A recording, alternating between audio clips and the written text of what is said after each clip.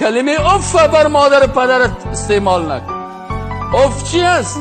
کلمه بسیار ساده هست، کلمه بسیار نرم است، اما الله میگه اینمی کلمه اف که است در اینمی جه غضب الله بالای تو نازل میشه. تنها کلمه اف استعمال کن. بدا به حال کسی که مادر و پدر خود دشنام میده، بدا به حال کسی که مادر و پدر خود جمله‌ای را در مقابل از استعمال میکنه که قلب مادر و پدرش بلرزه میره.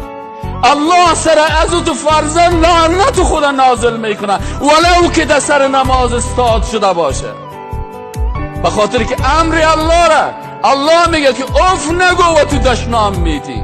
الله میگه یک کلمه که عادی که در اوجه کم بی‌ادبی نگو، تو بی‌ادبی بسیار بزرگ میکنی و باز میگی من مسلمان هستم.